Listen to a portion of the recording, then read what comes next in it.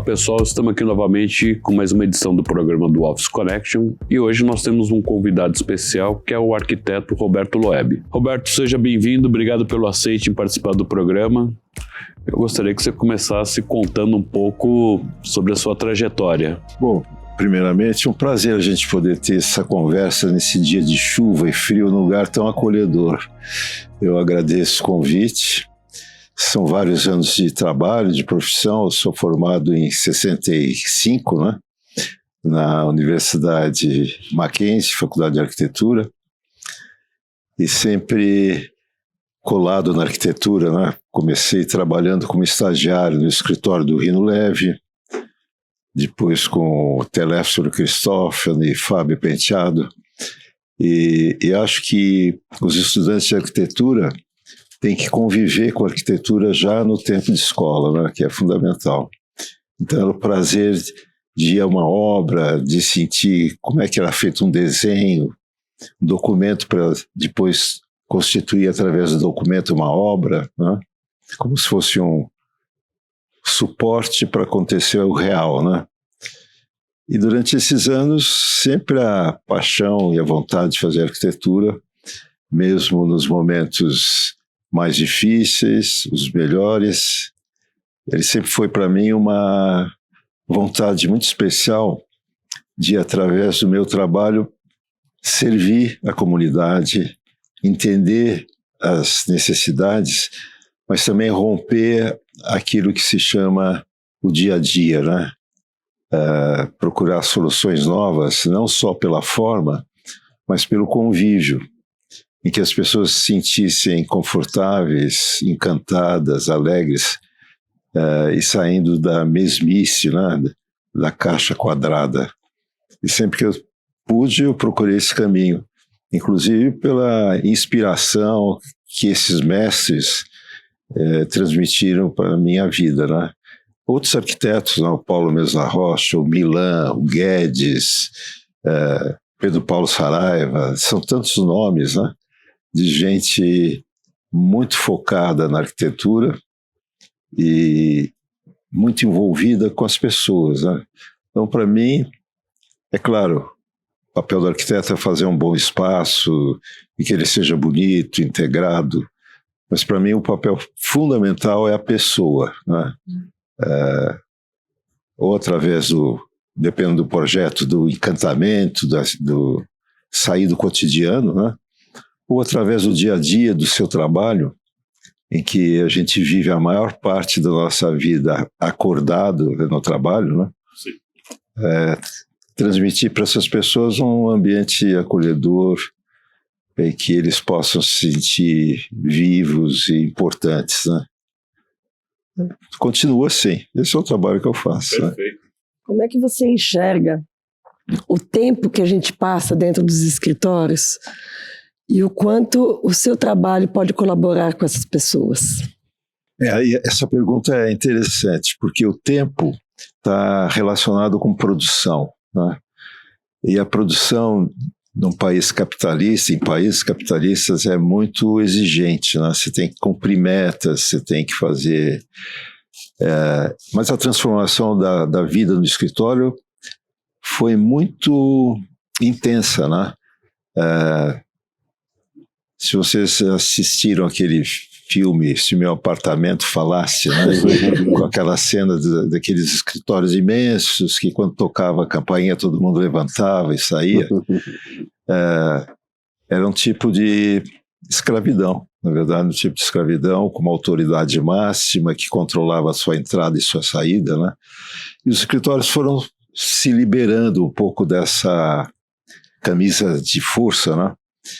E cada vez mais livres, com escritórios abertos, participativos, mas acho que tem muita coisa ainda pela frente. A pandemia trouxe para o mundo todo, né, uma visão diferente do trabalho, né?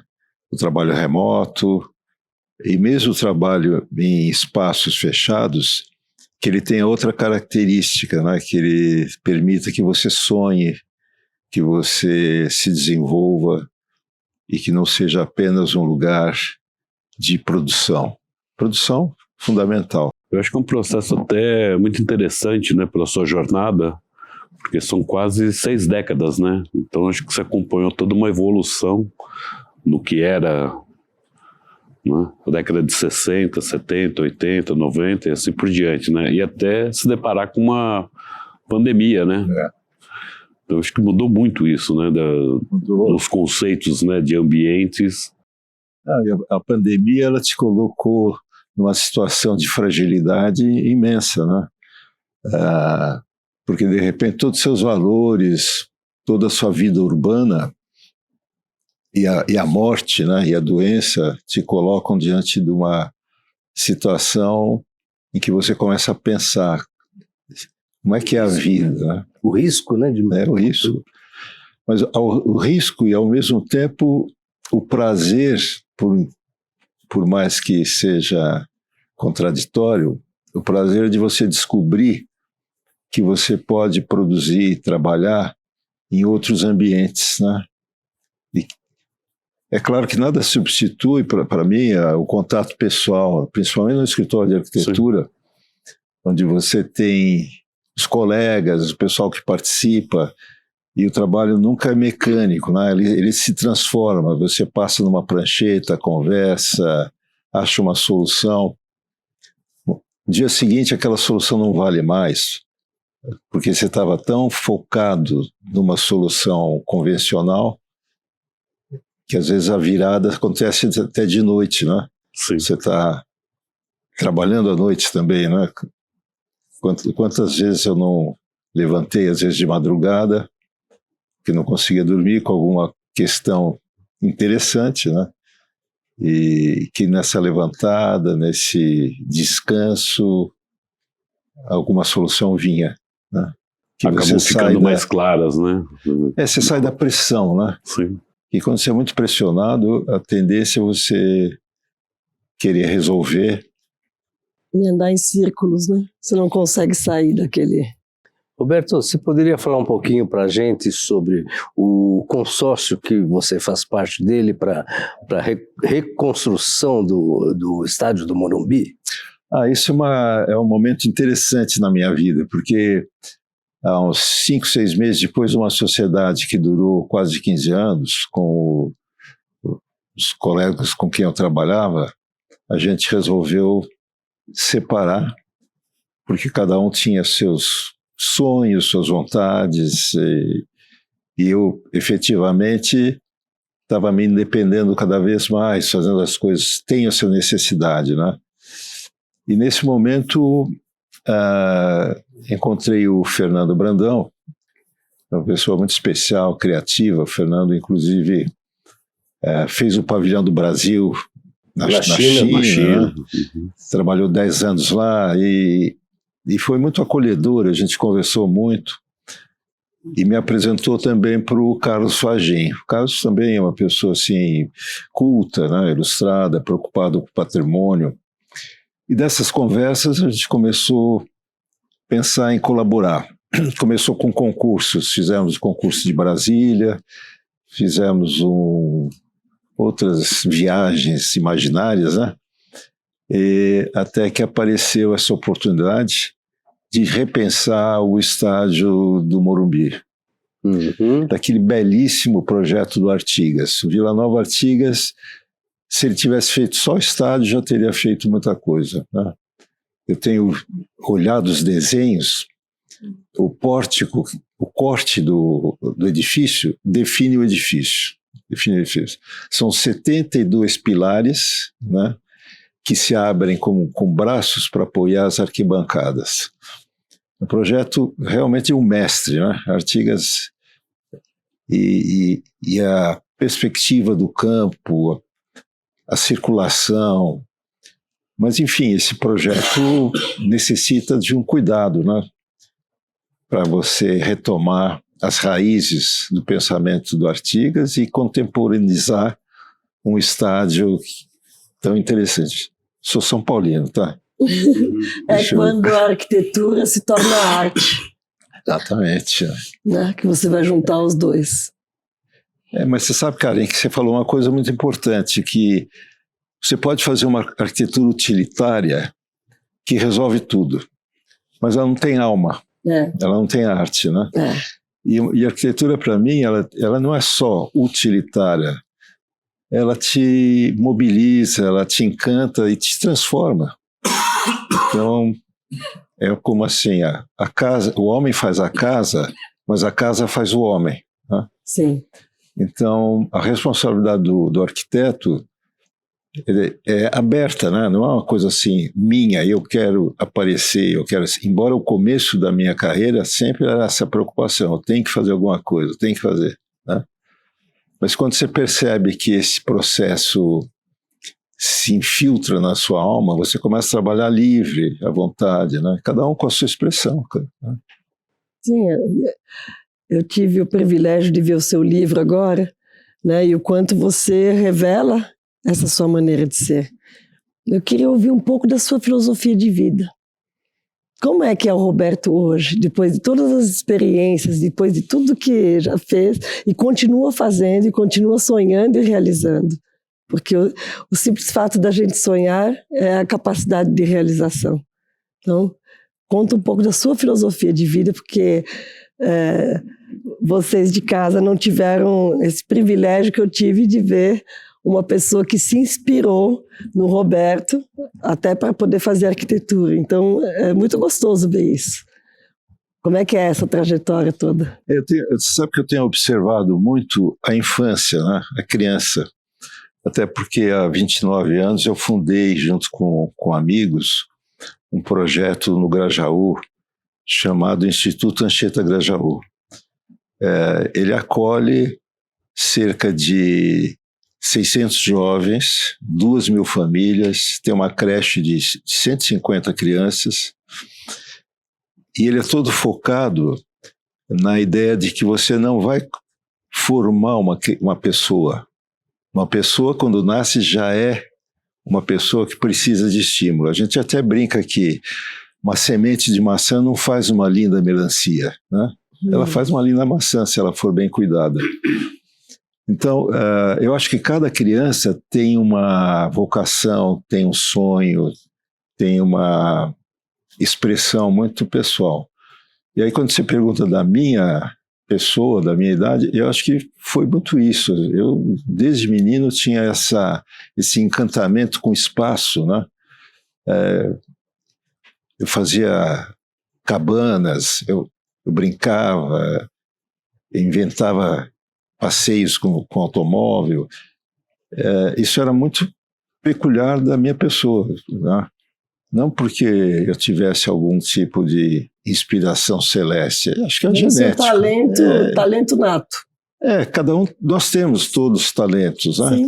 Todos temos talentos. Eu fui para esse lado, e é curioso porque, pensando em que carreira eu iria seguir, como todo jovem que não sabe ainda o que ele vai fazer, raramente eles têm essa maturidade, né?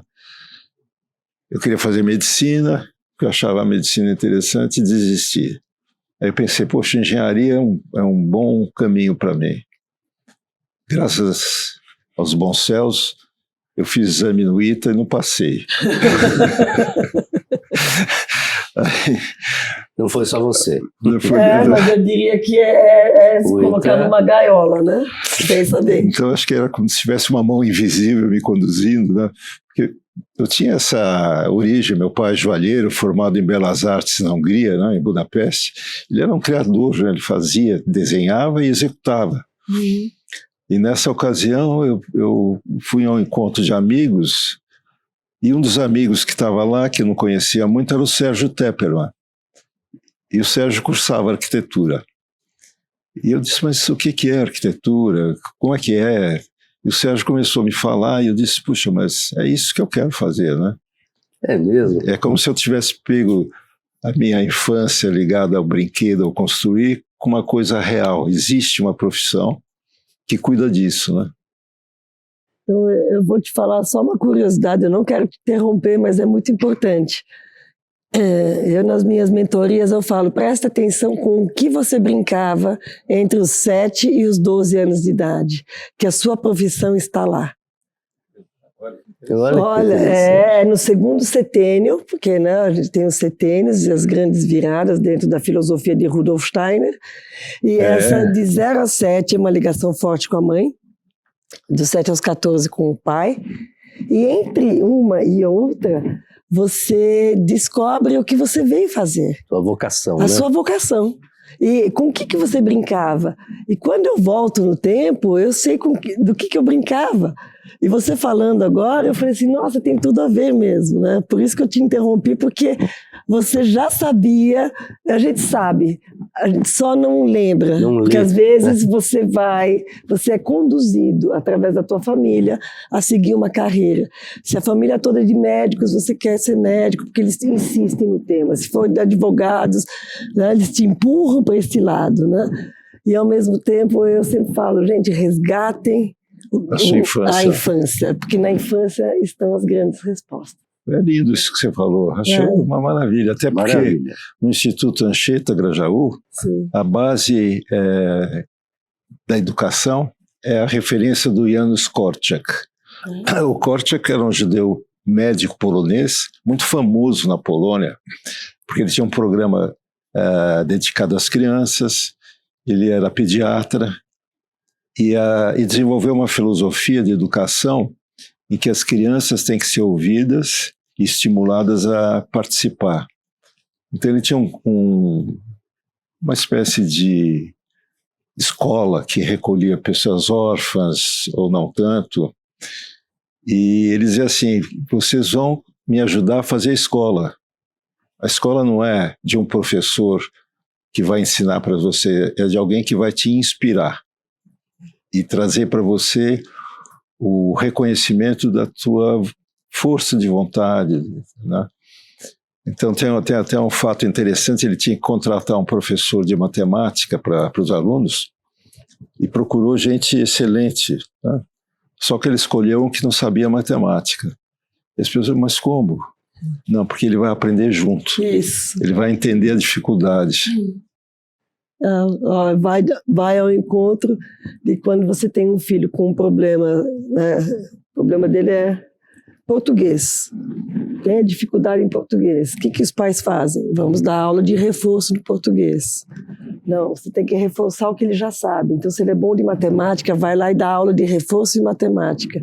Que ele vai criando uma autoconfiança tão grande que ele melhora no português automaticamente, porque ele está mais confiante. Então, olha lá. Eu acho que essa questão também se rebate no trabalho. Se empresas conscientes dessa situação, dessas características, fizessem nos recursos humanos uma seleção de acordo com as tendências, os interesses das pessoas, você ia contratar gente para os cargos e para as coisas que elas gostam de fazer, que elas amam fazer. Sim.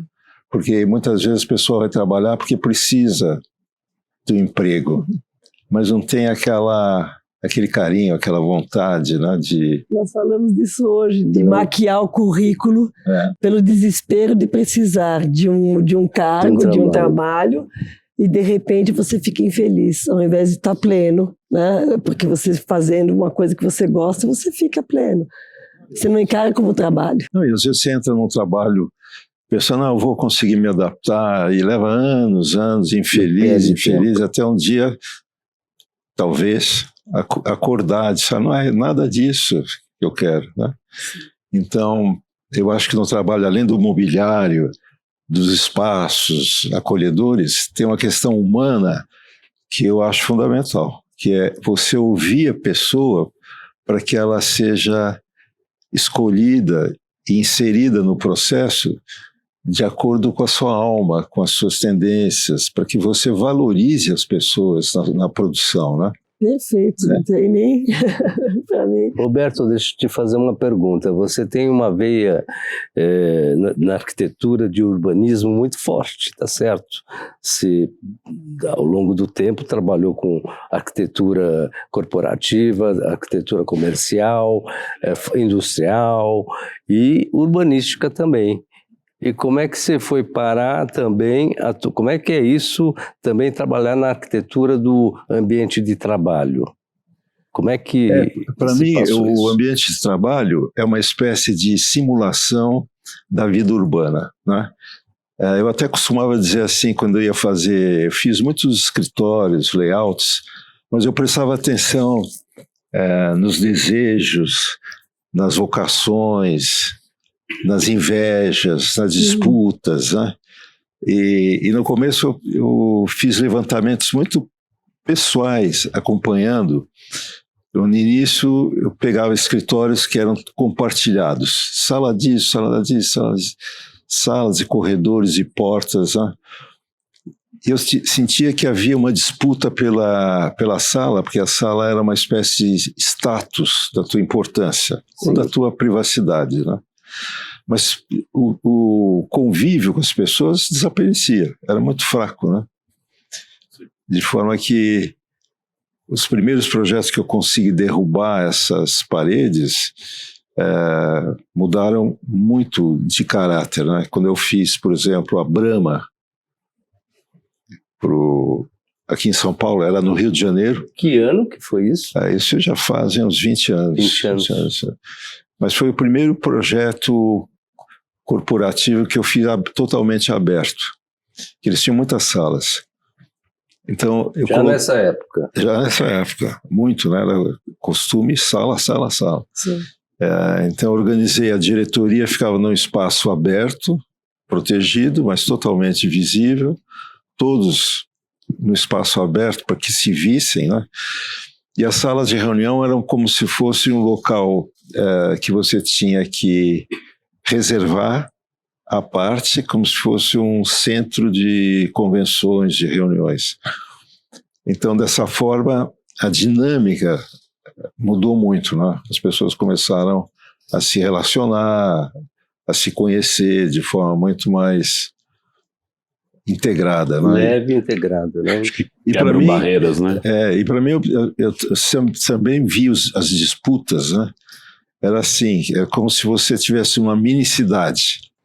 Quem tem mais poder vai viver nos bairros mais ricos, que é onde tem janela, onde tem luz natural, né? Quem não tem tanto poder vai ficar nas ruas mais escuras, nos corredores, né? Uhum.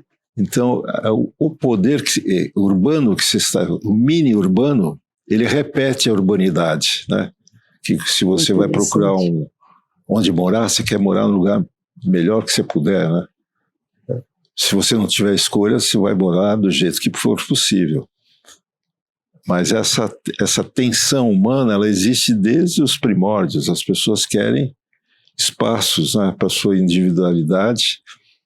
E quando você não dá esse tipo de espaço, as pessoas fenecem, né? Vão diminuindo suas energias, vão repetindo funções. E é uma perda enorme, né? Enorme. Sim, de talentos, de aptidões, né? E conflito de gerações, como você enxerga isso hoje no mundo corporativo? Eu acho que no mundo corporativo, eu posso falar um pouco do contato que eu tenho com diversas gerações, né? Ótimo. Quando você sente o entusiasmo, a curiosidade, mesmo que a pessoa seja tímida, retraída, mas ela é curiosa, você sente que lá tem um fogo, né? E que se você puder alimentar essa pessoa, ajudar que ela se desenvolva, pelo menos num tempo, até que ela amadureça, ela pode continuar com você, ela pode sair, mas eu procuro sempre, de alguma forma, nas minhas limitações, né? Porque eu tenho que entregar coisas e tenho prazo e tenho pressa, né? Eu procuro sempre entender e me colocar no lugar dessas pessoas, né? Como o Rino Leve, quando me recebeu, um arquiteto do 3º ano do Mackenzie, mal sabia desenhar, né? Me entrega a chave do escritório e me coloca numa prancheta e me entrega a casa da Rua Rússia, que é uma casa lindíssima, que hoje é da Luciana Brito, da galeria, e eu desenho essa casa inteira a lápis. Para mim foi uma experiência inesquecível, porque cada traço, cada linha que eu desenhava me fazia pensar, né? O espaço, como é que uma pastilha encontra o rodapé. Então eu fui aprendendo o ofício do arquiteto, né? Que o ofício não é só inventar uma coisa, é poder realizar, né? Sim. E realizar significa você entregar um desenho perfeitamente especificado, detalhado, para que a construção seja aquilo que você projetou e que não fuja do valor, porque a gente se especializou também em fazer uma rearquitetura, eles chamam de reengenharia. Quando você termina um projeto, nós criamos até um trabalho de gerenciamento em que a concorrência apresenta as suas propostas de acordo com o nosso projeto.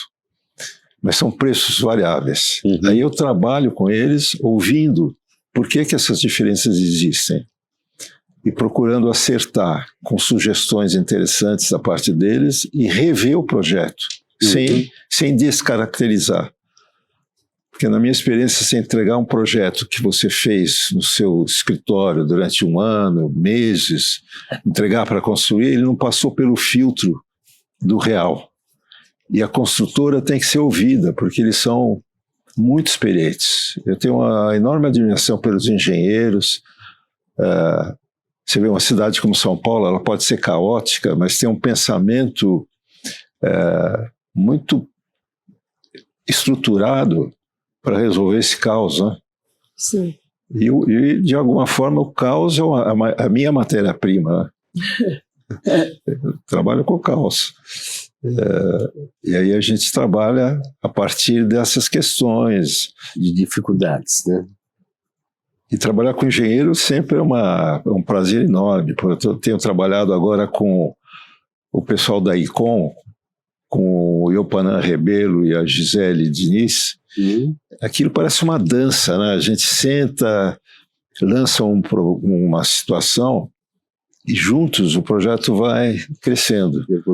E que era muito diferente do que eu vi às vezes. Você faz o estudo preliminar, desenha, entrega para o calculista. Não teve conversa, né? Sem conversa não tem projeto, né? Não tem projeto, fica aquela coisa estranha, né? E interiores, para mim, é um exercício muito especial, porque ele mexe com as pessoas, né? A qualidade do móvel, o conforto, a durabilidade, a capacidade dele ter uma manutenção adequada, dele poder ser reutilizado, né? Eu acho excepcional. Roberto, você tem alguma obra a se destacar que você poderia falar como uma obra completa sua que você tenha gostado de fazer? Que você possa falar? Tem algumas, né? Depende do caráter da obra, mas se você me disser uma obra mais completa, de tamanho, de proporção, seria a Natura. Né?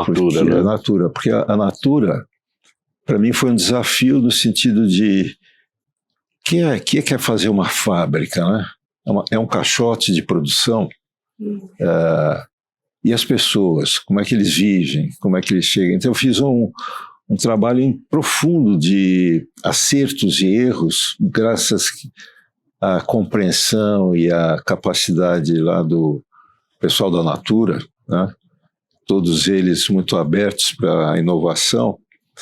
O projeto com quem eu ganhei o concurso é o projeto que foi construído é outro, porque a gente foi trabalhando questões de produção, por exemplo, como é que chega a matéria-prima, como é que sai o produto acabado, como as pessoas, né? os fluxos. O fluxo, né? E eu lembro de uma discussão que veio um especialista de logística da Alemanha, né? Um cara muito competente, que um dia me disse: Roberto, você faz arquitetura, eu faço a logística. Faz o seu trabalho. Bem alemão, né? Bem alemão. Bom, eu disse, tá bom.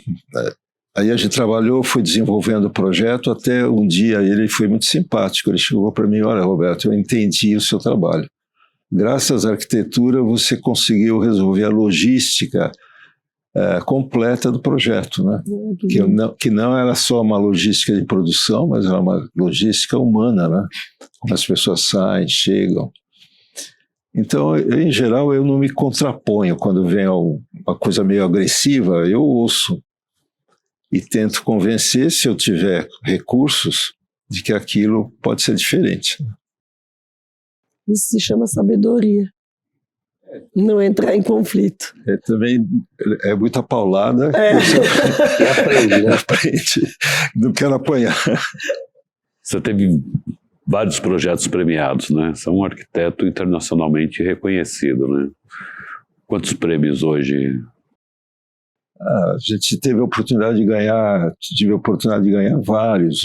Alguns que me deixaram muito feliz, mas que eu, infelizmente, não pude comparecer, foi na Ucrânia. Porque meu avô materno era de Odessa, na ucraniana. E judeu, na Ucrânia russa, né? E Odessa ainda era uma cidade mais liberal. E ele, menino jovem, fugiu da Ucrânia à procura de experiência e andou a pé pela Europa até pegar um cargueiro e foi parar na Mamoré, na estrada de Madeira Mamoré. E tinha várias histórias do meu avô. Então, quando eu fui chamado, eu não apliquei para esse prêmio. Eu recebi a notícia que eu estava inscrito e que eu estava concorrendo. Eu disse, poxa, ó, e ganhei. E aí tinha uma cerimônia de entrega em Odessa, e eu disse, puxa, eu vou levar a foto do meu avô, que no início da vida dele trabalhava uma carroça vendendo roupa, e depois fez o negócio dele, e vou voltar o neto na Ucrânia para mostrar que a vida muda. Isso me deu um enorme prazer. Não pude ir porque eu estava num concurso para a Petrobras, que eu não ganhei. Se tivesse ganho, eu teria gostado. Da Rua Chile, não? Da Rua Chile? Não, do Rio de Janeiro? Era lá no Fundão. Fundão. No Fundão. Depois, o prêmio que eu recebi recentemente, 2 prêmios pela ponte da BASF, ponte da Marginal, é uma ponte móvel, né? Uhum. E depois pelo conjunto da obra, também na China, um projeto... Foi o ano passado, né? Ano passado. Que maravilha. E agora eles me escolheram... Foi uma indicação do Fernando, porque o Fernando teve muito tempo lá. Esse ano você também está participando, né? Aí eles me indicaram para participar também do júri dos próximos prêmios junto com o Fernando. Opa! Uhum. Que ótimo. Nosso tempo está finalizando. Aproveite aquela câmera, passa o recado. O recado que você quiser, né? Do seu jeito. Desse lado mais... Porque você sabe que tem uma geração nova que sempre acompanha, né? Não, se eu pudesse dizer alguma coisa, escolham aquilo que está dentro do seu coração, aquilo que vocês melhor integram nas suas pessoas, nos seus sonhos. Respeitem a utopia, porque da utopia saem soluções incríveis, né?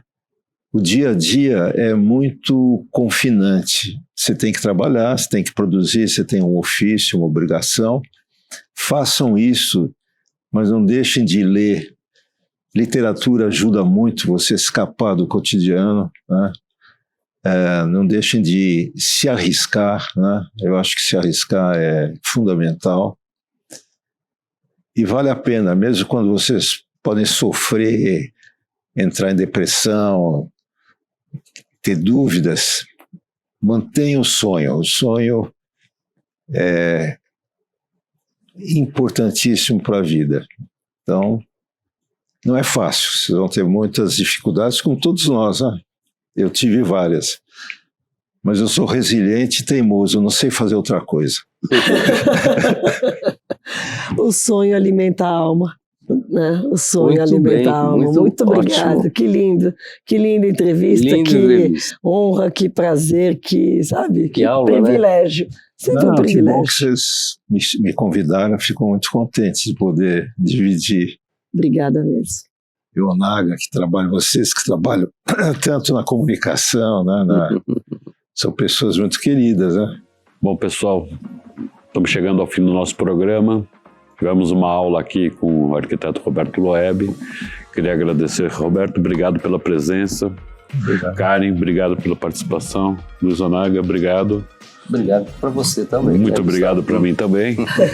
Obrigado a toda a equipe de produção que participou aqui com a gente, acompanhando. Um agradecimento especial para o WorkLab, que acaba nos recebendo aqui nesse ambiente. E a Cavalete, que é a nossa grande parceira e patrocinadora do programa do Office Connection. Para vocês que estão nos assistindo, se inscrevam lá no nosso canal do YouTube e acompanhem os próximos programas. Muito obrigado e até logo.